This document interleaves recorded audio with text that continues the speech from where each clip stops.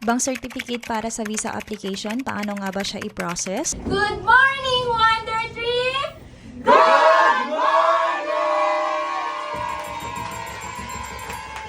Welcome to A Day in My Life as a travel agency owner. So, ang ginagawa namin dito is nag-huddle kami where we start the day na good vibes lang. Tapos, nag-share na rin kami ng aming mga wins per department. Tapos, update na rin status ng bookings, status ng mga trabaho namin. Ganun. Ang sarap kasi sa feeling na kahit na sobrang dami naming trabaho, meron pa rin naman kaming natatapos. And tinatrack namin yung mga progress namin and then we celebrate it. Tapos, ina-end namin tong huddle na to with a Bible verse and then prayer. So, di ba? Para positive ang pasok ng energy. So, ayan, today pumunta akong bangko para kumuha ng bank certificate kasi magpo-process kami ng visa ay yung mga travel agent para namin. So, may dalawa kaming agent na magpa-process ng Schengen visa, which is yung company namin yung mag-shoulder ng lahat ng expenses because they will be going to Europe para mag-escort ng group namin. So, after the huddle,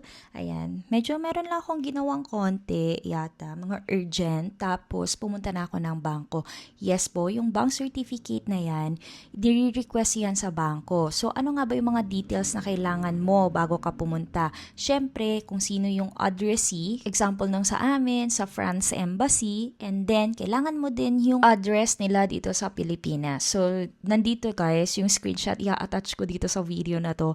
Anyway, eto na guys, papunta na ako sa bangko. And nag-tricycle lang ako kasi hindi naman ako marunong mag-drive. Yan, sa video na tayo. And then, eto na guys, yung fill upan ninyo. As you can see, kailangan mong ilagay yung account name, account number, tapos addressee, address, and then yung request mo na rin. Sa special request guys, don't forget na ilagay ninyo na dapat yung bank certificate ninyo is my ADB or the average daily balance. Pagkatapos ko sa bangko, syempre bumalik tayo ng office kasi marami tayong trabaho. Peak season na! Ang dami naming grupo ngayong October, which is thank you Lord, parang 16 na tour leaders yung ipapadala namin.